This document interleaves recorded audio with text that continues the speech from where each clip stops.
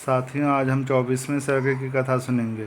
इस सर्ग में राम और लक्ष्मण जी गंगा पार जाते समय विश्वामित्र जी से प्रश्न कहते हैं कि गंगा जी के धार के मध्य में ये ध्वनि कैसे, एक जो ध्वनि आ रही है वो किस चीज़ की ध्वनि है।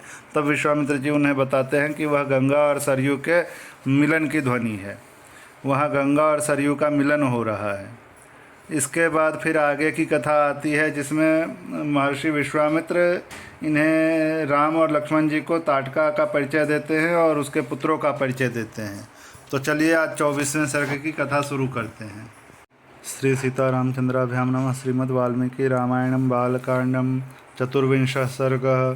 श्री राम और लक्ष्मण का गंगा पार होते समय विश्वामित्र जी से जल में उठती हुई तुमुल ध्वनि के विषय में प्रश्न करना, विश्वामित्र जी का उन्हें इसका कारण बताना तथा मलद, करुष एवं ताटका वन का परिचय देते हुए इन्हें ताटका वध के लिए आज्ञा प्रदान करना। तदनंतर निर्मल प्रभात काल में नित्य कर्म से निवृत्त हुए विश्वामित्र जी को आगे करके शत्रुदमन वीर श्री राम और लक्ष्मण गंगा नदी के तट पर आए। उस समय उत्तम व्रत का पालन करने वाले उन पुण्याश्रम निवासी महात्मा मुनियों ने एक सुंदर नाव मंगवाकर विश्वामित्र जी से कहा, महर्षि, आप इन राजकुमारों को आगे करके इस नाव पर बैठ जाइए और मार्ग को निर्विघ्नतापूर्वक तय कीजिए, जिससे विलंब न हो। विश्वामित्र जी ने कहा, बहुत अच्छा। उन महर्षियों की सराहना की और वे श्री राम तथा लक्ष्मण के साथ समुद्र गामिनी गंगा नदी को पार करने लगे। गंगा के बीच में धारा में आने पर छोटे भाई सहित महातेजस्वी श्री राम को दो जलों के टकराने का बड़ी भारी आवाज़ सुनाई दी। टकराने की बड़ी भारी आवाज़ सुनाई दी। यह कैसी आवाज़ है, क्यों तथा कहाँ से आ रही है? इस बात को निश्चित रूप से जानने की इच्छा उनके भीतर जाग उठी।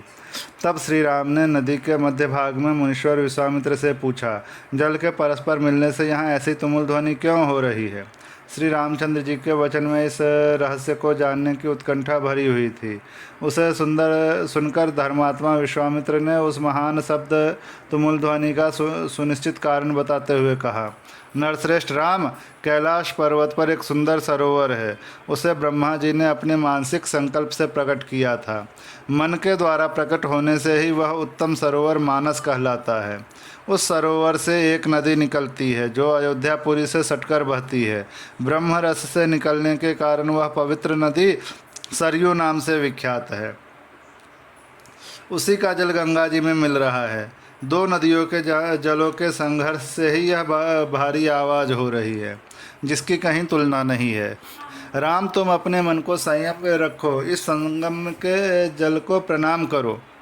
यह सुनकर उन दोनों अत्यंत धर्मात्मा भाइयों ने उन दोनों नदियों को प्रणाम किया और गंगा के दक्षिण किनारे पर उतरकर वे दोनों बंधु जल्दी जल्दी पैर बढ़ाते हुए चलने लगे।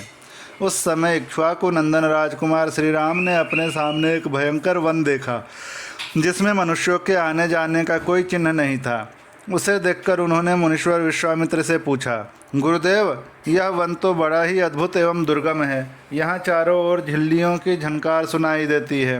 भयानक हिंसक जंतु भरे हुए हैं। भयंकर बोली बोलने वाले पक्षी सब ओर फैले हुए हैं। नाना प्रकार के विहंगम भीषण स्वर में चहचहा रहे हैं। सिंह, व्याघ्र, सूअर और हाथी भी इस जंगल की शोभा बढ़ा रहे हैं।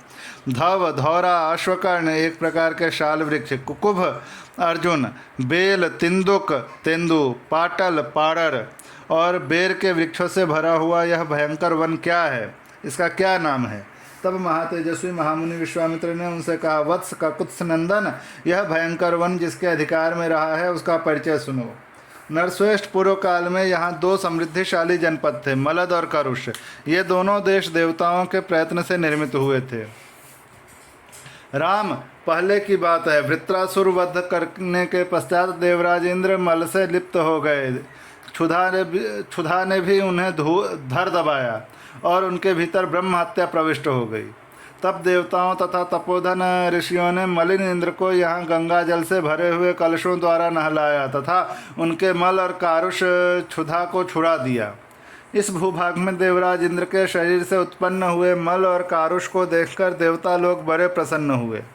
इंद्र पूर्ववत निर्मल, निष्करुष, क्षुधाहीन एवं शुद्ध हो गए। तब उन्होंने प्रसन्न होकर इस देश को यह उत्तम वर प्रदान किया। ये 2 जनपद लोक में मलद और करुष नाम से विख्यात होंगे। मेरे अंगजनित मल को धारण करने वाले ये दोनों देश बड़े समृद्धिशाली होंगे। बुद्धिमान इंद्र के द्वारा की गई इस देश की वह पूजा देखकर देवताओं ने पाक शासन को बारंबार साधुवाद किया। शत्रुदमन मलद और करुष ये दोनों जनपद दीर्घकाल तक समृद्धिशाली धन धान्य से संपन्न तथा सुखी रहे। कुछ काल के अनंतर यहाँ इच्छानुसार रूप धारण करने वाली एक यक्षिणी आई, जो अपने शरीर में 1000 हाथियों का बल धारण करती थी। उसका नाम ताटका है। वह बुद्धिमान सुंद नामक दैत्य की पत्नी है। तुम्हारा कल्याण हो। मारीच नामक राक्षस, जो इंद्र के समान पराक्रमी है, उस ताटका का ही पुत्र है। उसकी भुजाएं गोल, मस्तक बहुत बड़ा, मुंह फैला हुआ और शरीर विशाल है। वह भयानक आकार वाला राक्षस यहाँ की प्रजा को सदा ही त्रास पहुँचाता रहता है। रघुनंदन, वह दुराचारिणी ताटका भी सदा मलद और करुष इन दोनों जनपदों का विनाश करती रहती है। वह यक्षिणी 1.5 योजन 6 कोस तक के मार्ग को घेरकर इस वन में रहती है। अतः हम लोगों को जिस ओर ताटका वन है उधर ही चलना चाहिए। तुम अपने बहुल का सहारा लेकर इस दुराचारिणी को मार डालो। मेरी आज्ञा से इस देश को पुनः निष्कंटक बना दो। यह देश ऐसा रमणीय तो है तो भी इस समय कोई यहाँ आ नहीं सकता।